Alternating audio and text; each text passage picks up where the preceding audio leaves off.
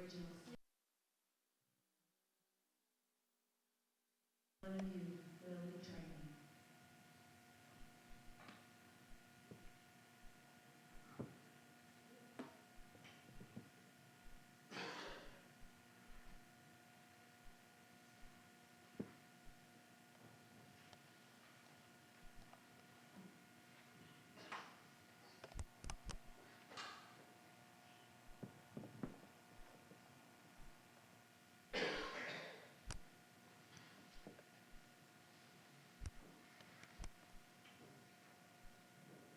Brother Andrew and I were fishing on the Sea of Galilee one afternoon,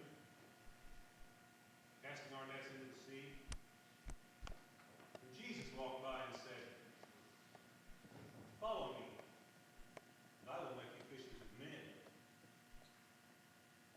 We immediately left our nets and followed him. Later, he used our boat as a wayside pulpit from which to speak to the great multitudes that followed him. One morning he said, "Simon, put out into the deep and let down your nets for a catch." I said, "Master, we have toiled all night and have taken nothing. But at your word, I will let down the nets." We caught so many fish, we had to summon other nearby boats to contain the catch. When we reached the shore, I fell down at Jesus' feet and cried out, "Depart from me, Lord, for I am a sinful man." He just said, "Thereafter, we will be fishing for men." In fact, he even changed my name from Simon to Peter, which means the rock. And when I confessed him as the Christ, the Son of the living God, near Caesarea Philippi, he said, "On this rock will I build my church." But a moment later, when I protested against his going to Jerusalem to suffer death at the hands of evil men, he rebuked me and said, "Get thee behind me, Satan." So you see that I am a mixture of good and evil, godliness and devilishness. But I want to prove to him that my love, loyalty, and devotion are sincere and genuine. Tonight, he said that one of us would betray him. I said that I would follow him even unto death. But he warned me, before the cock crowed twice, that I would have denied him 3 times. He prayed for me because he said Satan wanted me so he could sift me like wheat. Even though these others call me the big fisherman, in his presence, I feel small and insecure. Will I deny him tonight before the rooster crows? And if I do, what will he do? Will he disown me? Will he deny me? Will he close the doors of his kingdom to me?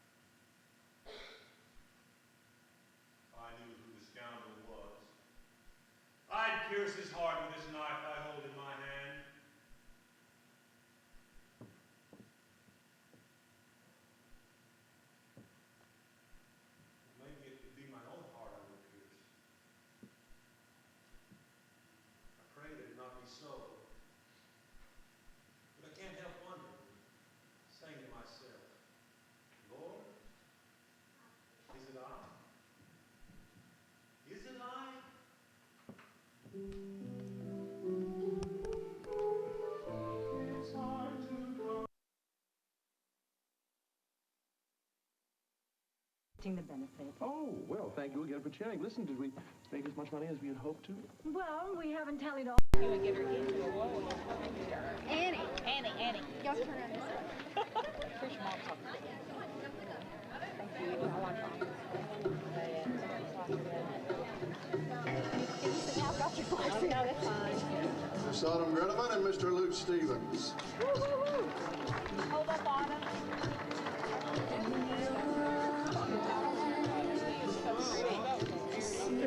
Whoa.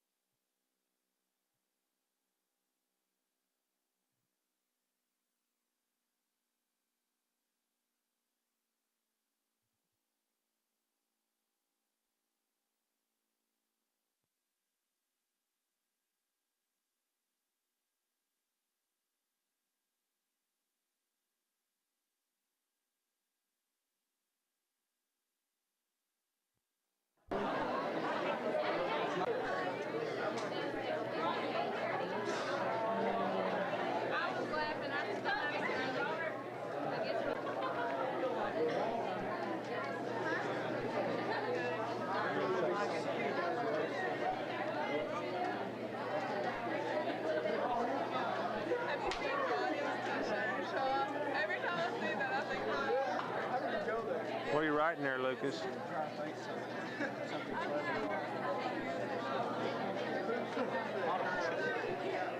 Real happy. Maybe take a do something. Autumn, have you signed mine? What do you have to do to get to sit at the head table? Hey, Henry, I just sent you signed mine. You have to have two girls? What do the girls have to do? Officer? And what office do you hold? I know. You just date an officer? I'm Who? Oh, I'm sorry. And this is... Are you the president? No. Of the United States or what? Anything you need a president, I'm the president. And you are the president, the real president? Okay. I knew. Hi there. Did you get a Diet Mountain Dew the other day?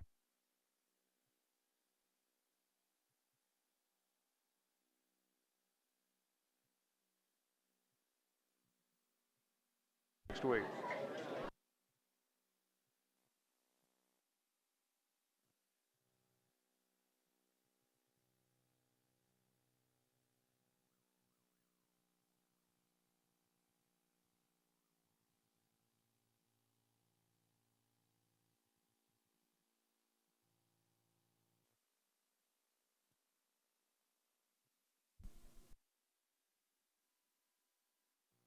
Powers, Mr. Hammond, do you have anything to say here before the game? A little warm. A little warm? What kind of a job do you think you're going to do today? Excellent. Good. Every one of those games have been good, and we have gigantic crowds. This is Mel Allen and Harry Carey. Most people start with Game. It's easy to conference, Mike Zerline and Mr. Savage. The infield, there's Autumn on first, Amanda Bunch on second, Libby Barrett on short, Val Horsley on the mound, Courtney Gray behind the plate, Crystal Jones on third. No, we didn't bring Charlie Dog, but maybe we can. Looks like Angie Dutton in left. And Jigger Smith in the rover position. Michelle Luke in center and Leslie Jennings in right.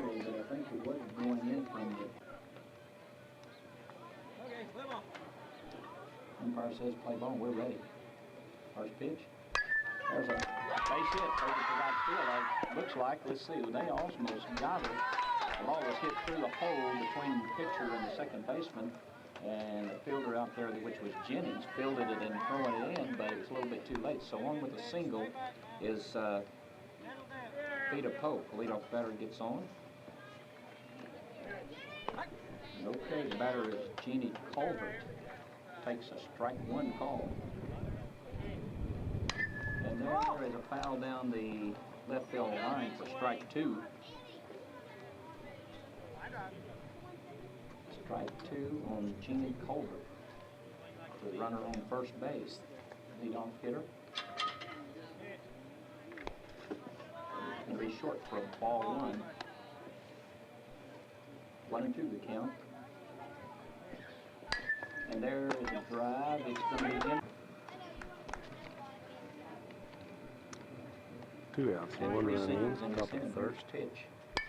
And there's a long drive. It's way out, and out there to bring it in is the center fielder. I believe that that will be out number 3. So the Leopardettes really got out of that one pretty lucky. They were fielded well. They're going to try to get the runner to third base. He gets by, and so now the runners advance to second. So Russell, with the base hit, will get a single and advances on the throw-in. 2-1, Lindsay, bottom of the first, nobody out. And Crystal Jones is on third base. Jigger single, Libby single, and they both scored on Crystal single and Carrie singled. There's Michelle Luke. 1-1 the count on Michelle. Leopardettes leading 2-1. There is a base hit by Luke. And the center fielder is alert. We're going to have 2 runs scored. Coming all the way around is Kelly Russell, and Luke is going around the bases. She's going to end up on third base with the toss in. Wow, Russell comes in to score.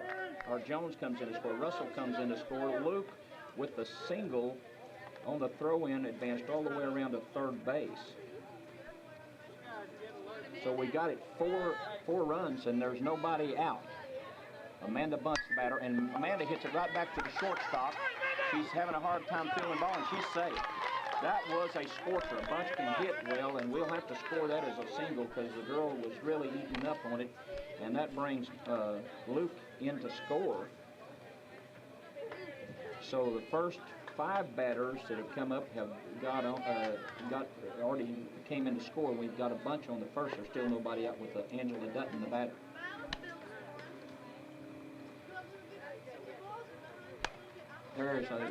There's a ball that's a hit in a drive to the shortstop, and she fielded it, and so Dutton is out of there on the drive. That Caught it off the inside. she went right straight to the Hit it off-handed. batter Leslie Jennings. And there's one that's going to fall in there for a base hit. Runner gets to second and is safe, and we also have Jennings, who's on first base with a single.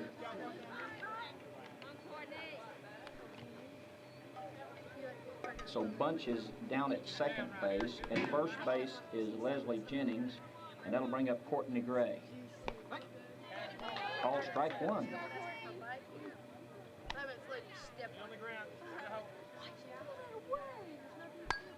There's a ball that's knocked to the second base. They're going to try to get her at third base, And they do get the force out on the third, so that will be Amanda Bunch, and she's Go out Autumn. there.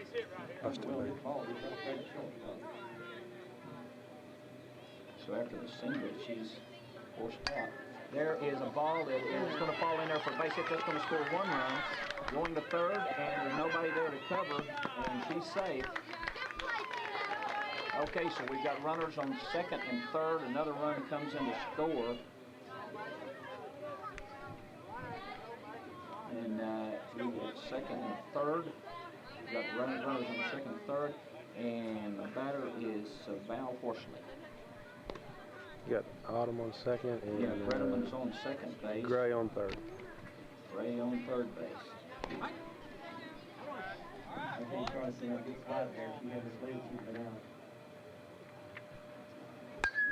There's a ball that's hit straight to the shortstop. They're going to try to get her to first base, and they do. That returns her side as Val Horsley grounded out. But on 6, 7, 8 hits, there were no errors. She Top of the second. was Michelle out last scored inning. either 6-4 or 6-5 in favor of Lindsay with 1 out. There is a foul ball driven down the left field line.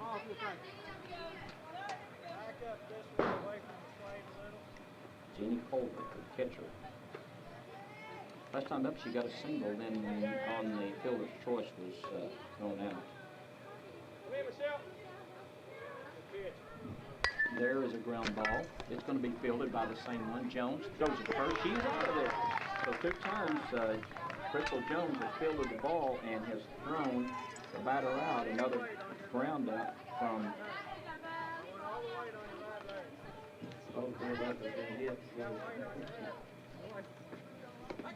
Okay, strike 1. The batter is Hatfield. Last time she singled, ended up on second base, but they made the third out. There's strike.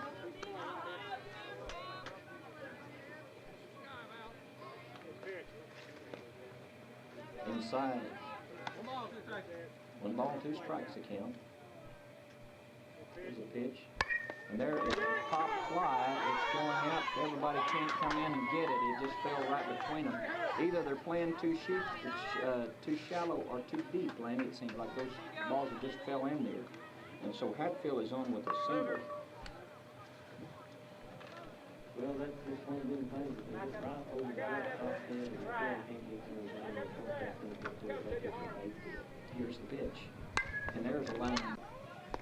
All strike.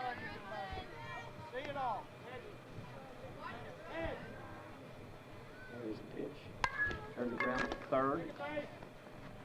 Hey, and a force out on second base. Isn't that something? I don't know what to do with the ball, Charlie. You know, she's out of there, and that ends the inning. But not until they had scored 4 runs on 4 or 5 hits. There was no errors, and there was 2 left on base. We'll be back right after this.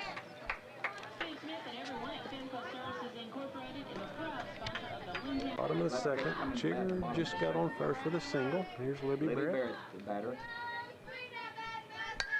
And there is a Nice hit. nice little single out there as the runners will advance. Barrett will be on first. That moves Kelly Smith to second base. And it'll bring up Crystal Jones.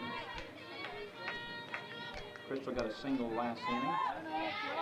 Ended up scoring.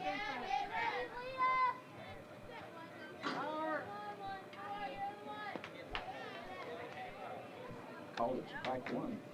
No, it's too high. It was too high, ball 1. There is a ball hit down the right field side, and it is in fair territory. The runners are going to advance to second and third. So Crystal hit a fly ball to right field this time for the out, and the runners advance on down to second and third base with 1 out. Brings up Kerry Russell. And a perfect play by the shortstop as Kerry hit it just exactly straight to the shortstop. This same thing kind of happened at Blanchard the other day. They scored all the runs. Now they got men on second and third. Kerry Russell lines out to the shortstop. It brings up Michelle Luke, who got a single and scored in the first inning.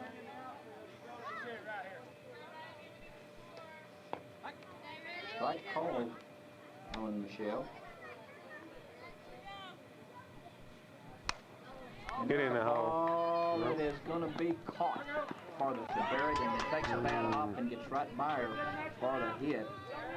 So much for two, man. Let's see if she gets there. She slid in there safe. So Gray getting the Go out, bust it now.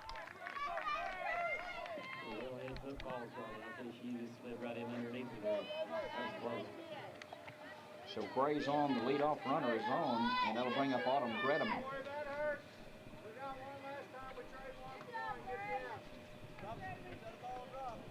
Autumn Gretham, the batter. She got on both times. She singled both times she came up there. 2 for 2 for the day.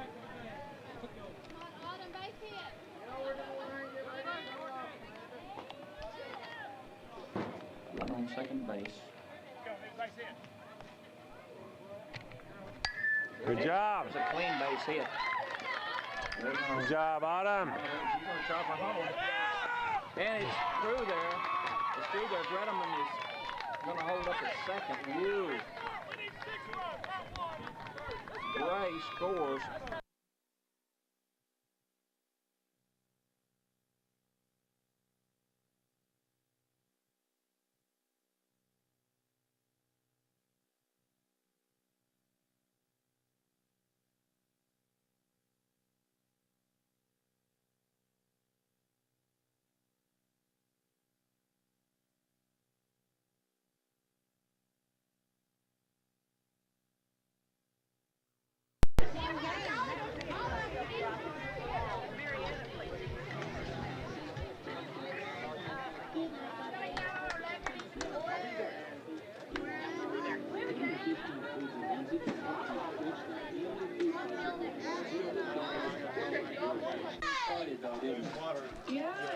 Jigger, here, I don't think you're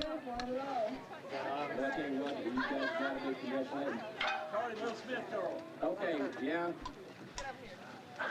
I'll tell you what, Kelly Smith played a great ball game out in the field today. Kelly, I guess you probably made it not at all. You're pretty cool-headed.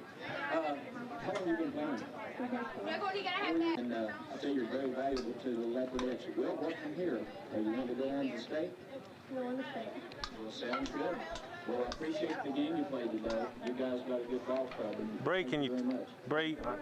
can you tell me about that hit you got today? Well, I decided that I wasn't doing very good, so I just got up there, and I don't know. Looked like the old Bree Henry. Good job. I'm proud you told him to say that on the radio.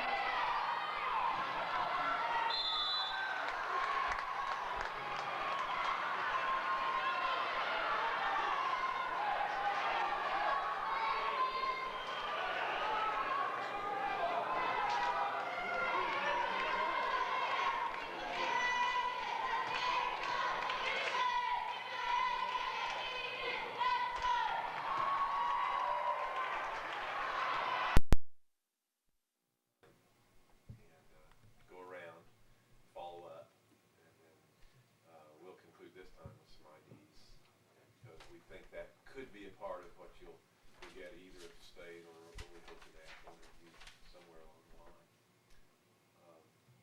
So why don't you, as last time, I know it sounds redundant, but go ahead and talk about yourself a little bit, so I'm sure they'll give you an opportunity to do that. And then tell us why you think you make a good Rhodes Scholar. Okay. I'm from Oklahoma. I've gone to school in Oklahoma, from grade school through college, and I got a lot of great opportunities while I've been here. I've managed to write for the college newspaper, be involved in the community in college and high school, tutoring.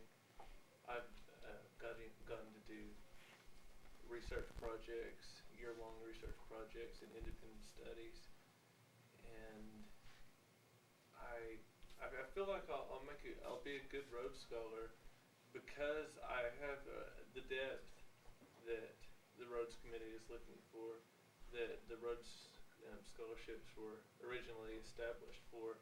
Someone who has the depth to be able to have a strong background in history and literature and the humanities. I started out in science at OSU and engineering, so I have some of that background too. And I'm also someone who will be able to take that education that I get from this Rhodes Scholarship and use it, and not just let it use it in isolation somewhere, but take it and use it to affect the community. Okay. Go on to Dr. Ackerson. So ultimately you're interested in politics. Well, I'm interested in writing, and my writing takes on a political edge.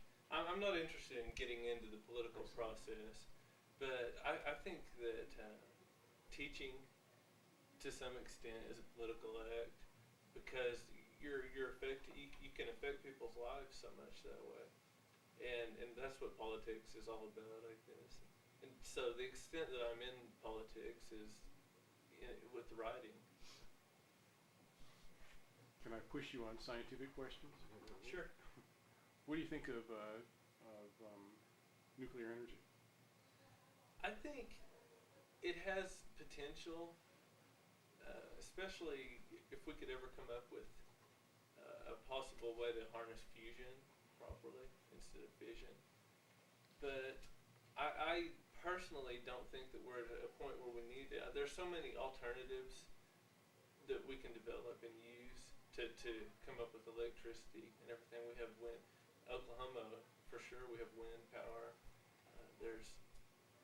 And the renewable resources for electricity, to a large extent, haven't, I think, gotten the attention they deserve. You mean damming rivers and so on? I mean more along the lines of solar and wind power. Damming rivers, I guess, is kind of out now. but there are a lot of avenues, I think, that we haven't explored. The nuclear energy, I don't think, is something that should be shut off completely, and we should say, let's never touch that again and ignore it. But I think to rely on it as a primary energy source when we know how much can go wrong is not a good idea. I don't think that should let us limit us in researching and exploring ways to make it safer. Eventually, maybe we can come up with a way where we can use it more properly. So you feel it's unsafe? I really do. I feel it has the potential to be dangerous is so strong that it's just not worth risking in a lot of cases. In what sense? In terms of terrorism, or what?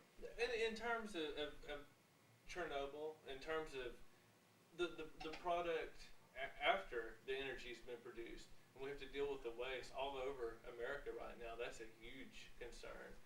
How are we going to deal with all the waste that we've created? So those are the ways that I'm in it. Thank you. I was going to ask you whether or not you've had the experience throughout your life of always being encouraged to achieve, and that you're so used to success that somehow you might have been, whether intentionally or not, sublimating the weaknesses, and and I was kind of wondering if, in fact, you ever had to deal with failure and how you deal with failure. I've been encouraged to succeed all my life, and I'm really glad, and I think that has a lot to do with my success. But I've also experienced a lot of obstacles, a lot of failures. I think it would be Do you have like a particular one that really sticks out? a particular failure. Well, I've gone up for my education, for instance, has been totally funded through scholarships and through my own work and everything. And I've gone up for scholarships that I haven't gotten before. When I was first going to college, I didn't know if I was going to be able to go right away. I thought I might have to put it off a couple of years because some of the scholarships I applied for initially didn't come through. But I ended up applying for other ones, and it just worked out that those particular ones suited my background and future better, I think. So, so with that resiliency, then how do you deal with what you identify as a weakness? What is it, and how do you deal with it? The way I deal with it is to try to find the problem and correct it. In high school, I did a lot in speech and drama, and I lost the first 5 or 10 times that I did it. And the only way I know to approach a problem like that is pragmatically, to try different solutions, to see which one works. And eventually, that worked for me in speech, and it's worked all through my other endeavors. Okay, so you just told me that your weakness that you identify is your ability to speak. Is that what you just told me? It is, a lot of times Okay. it is. Doran? Okay, Steven Spielberg approaches you as a consulting expert to remake The Grapes of Wrath, a new movie. Who you're going to have play Tom Joad and why? Tom Joad is that would be a hard one. It would have to be someone who had an earthiness, and I think who had shown political concern in their everyday life outside of the movies, because I think that comes through on screen. And to be honest, in Hollywood right now, there's not. I'm sure most people would probably cast Kevin Costner. I wouldn't. I'd cast Kermit the Frog. I would like to see some, if I could resurrect actors. There are a couple actors. I'd be interested to see how Marlon Brando did it. I'd like to at least get him in tryouts. I think it would be fun. Okay. And as a famous editor, you're asked to oversee an editorial on the role of higher education and academics in the next millennium. Just kind of quickly, how would you kind of approach such a project? What would be your basic stance? I would look at how we need to educate people to cope with the world as it changes so fast.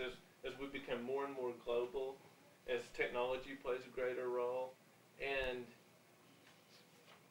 as we have more and more a need to be able to think on our feet, so to speak. I would address it from those areas and talk about how education is just absolutely essential. All three of those things are things we know we're going to have to do in the future, in the next millennium. And there's no way, education is a given in that. There's really no other way to achieve those. And so I would work to how do we achieve those rather than do we need to, I think. You're a native of Oklahoma, and you've gone to school all in Oklahoma. What is your opinion of the educational system in Oklahoma? I think it's great. I think it's underfunded, but I think it's great. I've certainly gotten a good education here. I've graduated. I've been to big schools and small schools in Oklahoma, and I found a place in both of them. I wish it was better funded. What do you see as it? You say it's great. What are the strengths, say, of the high school that you attended? The strength in the high school I attended is that it was so small that I had individual attention. constantly throughout high school. I knew the teachers I was going to have. I graduated from class of 14. I knew my teachers all the way through. There was a real cohesion there that you don't find in some larger schools. There was a real sense of community, and I was allowed in that.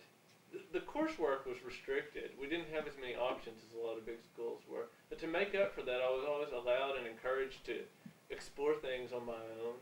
And I did a lot of independent study in high school. Yeah. And what do you see as the principal weaknesses of the school that you went to in high school and of this university? Well, the principal weaknesses, like I said, the school I went to in high school, were probably the fact that we couldn't offer very many extracurriculars like art, which I always thought I would have been interested in taking. We just didn't have the budget for it. The weaknesses of a school like OSU, I think, are sometimes that we tend to neglect the humanities a little bit. We have such a strong program in the sciences. It's really great. But I think sometimes we tend to neglect the humanities a little bit because of that, maybe. Did you study science at OSU at all? Yes, I started out as an engineering student, biosystems engineering. Do you think it's possible to go into the next century and function as a really well-informed citizen without a broad scientific education? I think you need some scientific education. As far as formal education goes, I don't think it necessarily needs to be broad that way, as in I don't think you need to take 3 or 4 years of science in college, because I think there are a lot of things you can explore on your own. I think you have to know, obviously, how to use computers, and you have to know how to use them more than just as a word processor. You're going to have to know how to use the new technology of the internet, and no matter what you're in. And I think that can be satisfied to some extent by independent learning. I do think, though, that some formal science education is necessary, just to understand what we hear on the news and reading the paper every day, where that's coming from. Would you believe, you want to be a teacher, I take it, do you believe that the existing organization of the university and the kind of curriculum that we offer needs any major overhaul, or do you think it's going to carry on into the next 3 or 4 decades intact? I think it's going to carry on pretty much intact, to be honest. We've tried some different ways of doing things through distance education and different tactics like that, learning through multimedia from a distance, where it's you and your computer, sitting in a class. I took classes in high school via satellite because we were a small school, from OSU actually. But I think that we're always going to have the one-on-one student-teacher, if that's what you're talking about. I was talking more about the organization of curriculum, disciplines, and the standard degree sheets that are offered to undergraduates as choices. I think it's going to become more broad. I really do. Broader. I really think it's going to become more broad. Certain disciplines are going to continue to be really focused, like engineering, because you can't complete an engineering program in 4 years now as it is, and go into very many other areas. But I think that I think you're going to see a lot more cultural studies that cross boundaries. In the humanities, I think you'll see more areas like American studies, European studies. I think that will become bigger.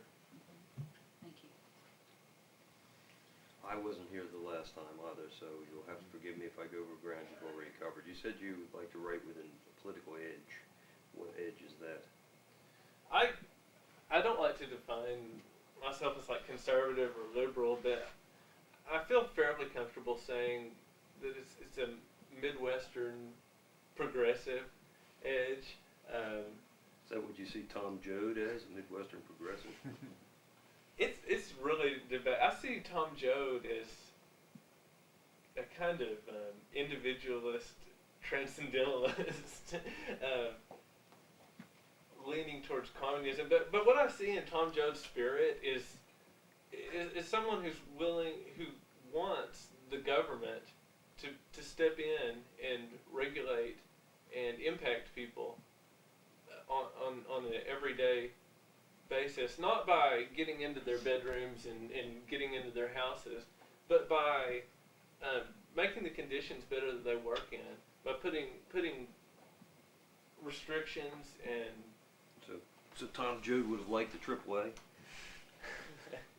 The AAA obviously didn't work. Steinbeck loathed it, and rightly so. It hurt Oklahoma. But I think that the pragmatic philosophy that developed the AAA, I'm really attracted to that. I think the AAA probably should have been dropped sooner. But the whole process of bouncing off ideas and saying, will this work to solve people's problems? Will this work? Rather than just saying, okay, government always has to do this or government always has to do that. That's the kind of edge, I guess, that I bring to things. You posit yourself as a sort of Oklahoman, a product of Oklahoma. Yet Tom Joad strikes me as a character who would be rejected by almost all modern Oklahomans. You see, including the person who is chairing the committee. I think... Not this committee. No, you understand what I'm trying to say, including David Boyle. I think to some extent that's true, and one of the things that I've tried to do is get people, through my writing and everything, is get people back in touch with their history, because Tom Joad is a perfectly viable character in Oklahoma's history. We were founded as our Constitution is a populist document, basically, and during the time when Tom Joad was around, we also had people like Woody Guthrie, who makes Tom Joad look pretty conservative. Has Woody been embraced by Oklahoma? And actually, in a bizarre move, Governor Keating declared Woody Guthrie recently. But I think it's important to kind of get back and realize some of that past that would look at things from a more open perspective. And I think people can do that if we're reminded that we once did it. So are you suggesting that Oklahoma was at one time a leftist state? No, it was never left. The kind of populism that characterized Oklahoma always had at the same time a conservative edge to it. At the same time, are you familiar with the book When Farmers Voted Red? Yeah, yes I am. Okay. I haven't read it, but I've read of it. And I think there's another one called Populist Radical or Southern Radicals or something that talks about the kind of radicalism, I guess, that characterized early Oklahoma. And it was what I think that we need to embrace from that is just the attitude of questioning, and not questioning just to tear down, but to try to find better solutions. If you want to get depressed, the one book I recommend you read has nothing to do with Oklahoma. It's called Tom Watson, Agrarian Rebel. Truly. Any other general questions? I had one in regard to your statement earlier about teaching being a political act. Given your background in literature, why don't you select a text that you could envision teaching and explain how the teaching of that text can be a political act? It would be hard for me to pick just one right now, but I would say, since I had the background Paradise Lost, which one of the big realizations that I had when I was reading that is that it was a political text in its own way. And how that can be a political act is by showing people the politics that lie behind it and the idea of individual choice. That's a political act. The sense of empowerment, I think, that comes from a book like that. Imparting that to people, I see as a political act. So the teacher is somehow the conveyor of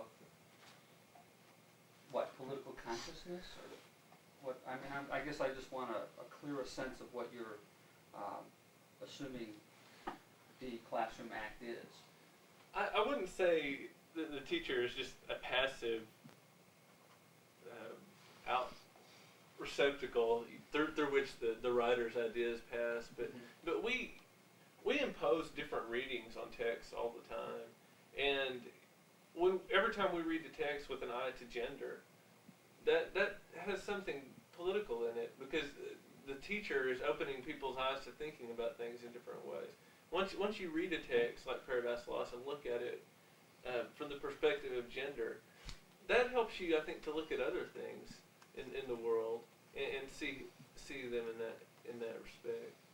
And the same in any variety of ways that you read it. If you look at why, if you get into the history, Milton's history, which you would inevitably have to, and what exactly was going on between the Parliament and the king at that time, the politics behind that, I think as people discover that, they draw connections between other things that they've learned and things that are going on now, and think about their political philosophies, and that's a very political thing.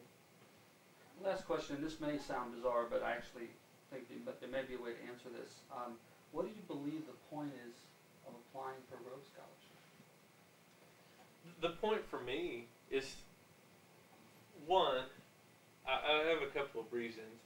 One, I would really like to see OSU get a Rhodes Scholar. I would like to see it we talked about education in Oklahoma and everything, and part of the problem, I think, is the perception that education in Oklahoma stinks. We see it all the time in Oklahoma papers. And I think for me to get that, someone who, like I said, has been educated completely in Oklahoma, in public schools, that would be great. It'd be a great boon, I think, for education. And with my writing and stuff, I think I could get it publicized. For another, and the second reason is that I really want access to the education that the scholarship lets you have access to, because the education, I think, is really going to be right for me. I think it will really work for me, the whole system of it. And I think it's going to improve my writing.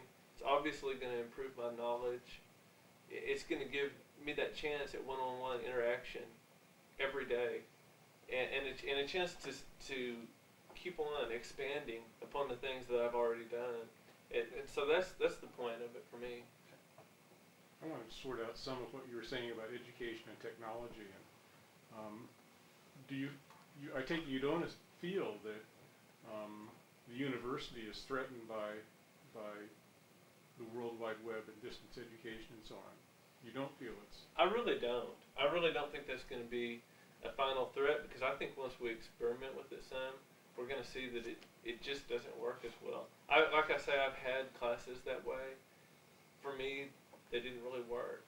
And for a lot of people I talked to, they really didn't work. And of course, with the internet, what's nice about the internet in a lot of ways is that it has no standards. But that's something that with education you have to have. Anybody can post anything on the internet. I was looking the other day on the internet and saw that Mark Twain was born in Oklahoma and died in 1960 here. But of course we'd have standards. But of course a course would. Of course that would be offered through the university, and I still think that ultimately people are social beings, and we're I think that can be something that enhances the university education, but I don't think it's ever going to replace it, just because this system is developed the way it has for a reason, because the interaction works with us. If it didn't, rather than just the internet, we would have gone to correspondence courses long ago, I think, probably. So you feel that, I mean, there's a big discussion in faculty council last time about where money should go. Should we get involved with network, this Western Alliance sort of thing? I take it you would say just forget it. I think it's something interesting to consider, but to be honest, I really just don't think that it's going to ever be able to compare. You're never going to be able to go in and talk to your professor and say, what's the problem with the way I'm doing this, with that. Now, while you're online, you might be able to get send off your request and get feedback, but it's still not, it just doesn't have the same dynamic. Why don't we take a few minutes for some of those IDs, just to get a feel for that. You want to start, Dorn? Sure.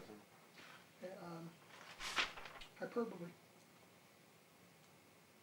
Hyperbole is a magnification of language. I suppose, like King Lear achieves hyperbole several times in the course of that play when he laments his fate. HMS Beagle. HMS Beagle was a battleship, I believe, and I don't know which war. Doctrine of inerrancy. Inerrancy. I don't know. Jean-Baptiste Lamarck. I don't know. Herbert Spencer. Don't know. Predestination. Predestination is the idea that everything is already predetermined, preordained. It was a big idea with the founding of America that we were predestined to be the city on the hill. Deism. Deism is 18th century, 19th century, was I guess its high point, and it was the idea that there was a God who created the universe. The analogy was always used of a clock. Set it off and let it run. Basically, didn't individually act in people's lives or events, but did exist. Dien Bien Phu. Excuse me? Dien Bien Phu. I don't know. Charles de Gaulle. I don't know. Leon Trotsky. Trotsky was a Russian revolutionary. Finally died in Mexico after he was. One does remember that. After he was one of the most dynamic leaders of the revolution when it first started, but ultimately he and Lenin didn't click, I guess. Denis Diderot. How about Montesquieu? Montesquieu was a French writer / philosopher in the 17th century. Close. My turn. Can you name any of the 5 Indian ballerinas from Oklahoma? Marie Tallchief is one. Okay, do you happen to know anyone? Oh, I just saw them the other day on a reunion, but I can't name any of the others. How about the Fabian Society? Excuse me? The Fabian Society. I don't know. William Morris?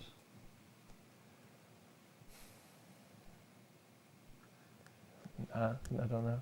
Lucas Cranach? I don't know. Ramsey MacDonald? I don't know.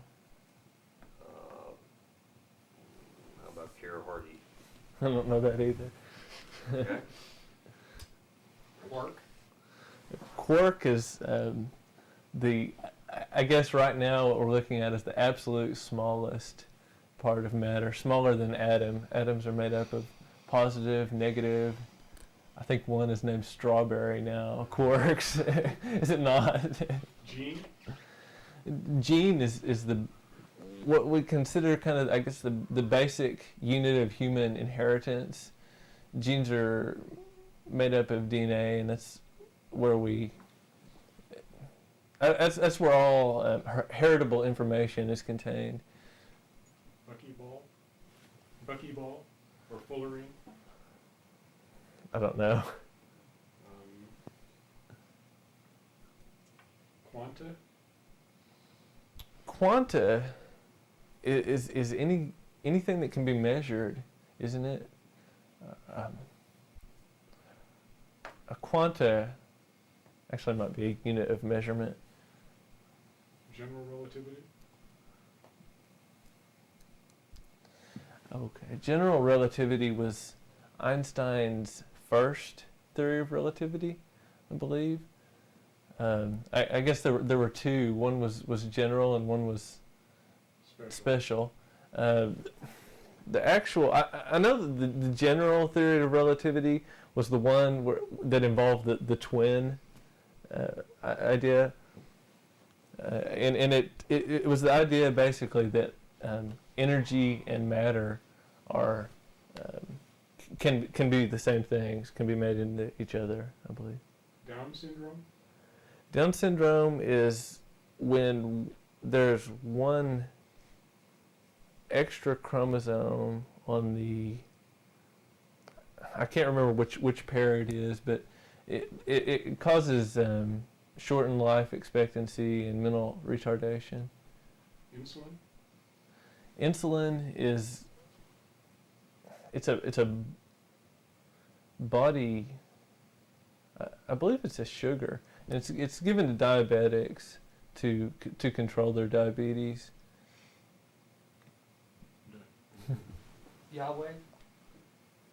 Yahweh is another name for God in the Old Testament. The howling of hell?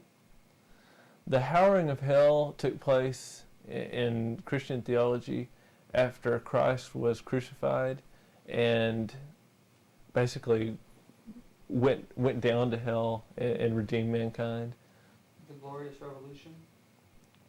The Glorious Revolution was the bloodless revolution in England. I can't remember the year, but it was the bloodless revolution where after James. Whatever. The Pilgrim's Progress? The Pilgrim's Progress was written by Bunyan, and it's I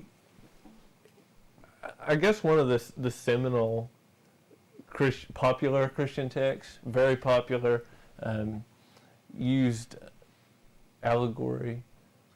The Merry Pranksters? I don't know. Howl? Howl was a poem by Allen Ginsberg, his big poem in the line of Walt Whitman. Rubber Soul? Rubber Soul was a Beatles album in 1967. I happen to know. The Enlightenment?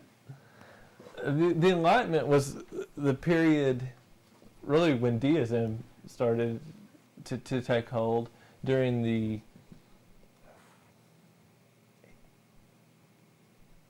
'18th century. It was a move towards rationalism, deism, examining our world in rational terms.